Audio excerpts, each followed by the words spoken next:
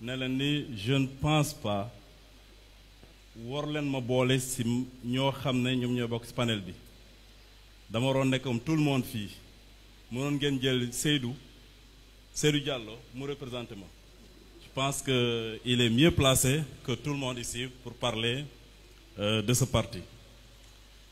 waaye dafa am deux choses yoo xam ne c'est fondamental à mon niveau, il faut qu'on en parle. Quand on est là, on n'est pas là pour voir le beau yeux de telle ou telle autre personne. Il faudrait qu'on se dise la vérité. Nous avons beaucoup sacrifié. Il y a beaucoup d'exilés qui sont là. Il y a l'armée de Ouakam qui vient d'arriver.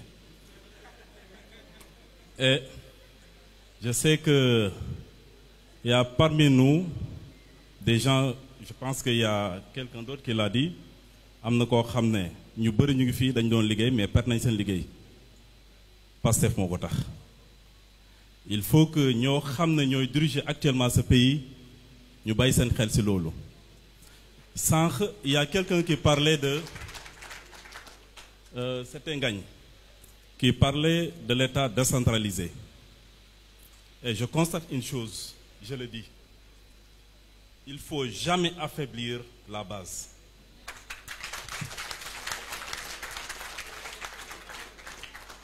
te lu ma gis ma constaté que mooy loolu moo nekk di am.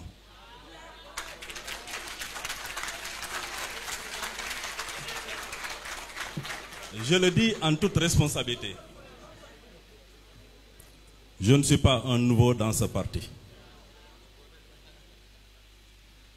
Tey jii soo ko defee tu es en train de scier sur la branche bi nga toog te loolu nag il faudrait qu'on essaie de voir d'autres systèmes alternatifs pour remédier à ça. Gisuma leneen ñu ngi dem ci échéance. On aurait du mal à mobiliser si vraiment on n'y remédie pas. Je vous dis une autre chose encore parce que je pense que les gens pensent que les cartes se trouvent au niveau de Moncap. C'est une erreur.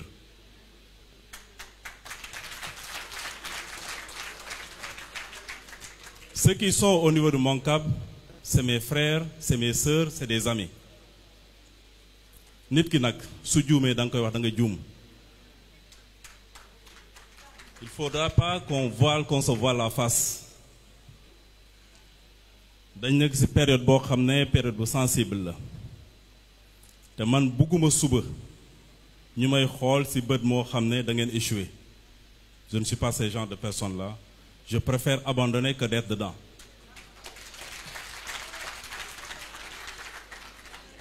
su ñu bëggee ce changement systémique bu ñuy wax il faut que ñu jox responsabilité bi ñu nekk ci base bi parce que ñu mettre en confiance ñoo ñooy mën a régler beaucoup de choses. Parce que lépp loo xam ne jox ngeen ko gëm naa ni ñoo duñ ko caaxaane te à ce niveau il y a problème. Je le dis devant les caméras et je l'assume aussi. Tey jii je pense que il y a pas un oreille attentif à ce sujet moo tax may wax parce que je suis au niveau des Parcelles Assainies, je suis responsable de la section depuis 2015. Certes, le parti est né devant moi depuis octobre 2013 qu'on pensait à mettre en place ce parti. Et le parti est né en 2014. Je sais que, je ne dis pas que ma commune est la meilleure commune, mais quand même, j'ai des patriotes très engagés là-bas. Et je suis sûr et certain que c'est le cas de Grand Yoff aussi, et de Keur Massar, ainsi de suite. Par contre, il y a des gens qui ont la légitimité. Il faut les encadrer, les aider à asseoir leur base et à aider le parti à aller devant.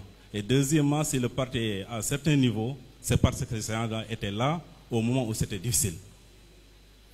Et si on les met de côté, j'en suis sûr et certain que l'objectif qu'on veut atteindre, je ne dis pas qu'on va l'atteindre, mais ça sera difficile. Et nos adversaires sont là, tout prêts, à scruter les points faibles de ce parti, quel que soit le coin ou le recoin que ces derniers peuvent surfer pour obtenir ces gages de sécurité de la population et cette confiance de la population. Et tey jii suñu fi nekkee dañ ñëw pour wax nan la ñuy def ba changement bu mën a nekk changement bu ñu koy mën a apporter moo ñoo xam ne xam nañ ko comprendre nañ ko yàgg nañ ci wax nañ ko ñoom yépp sànq loo xam ne moo métti ñoo xam ne fu métti nag il faut que nit ñi wax ko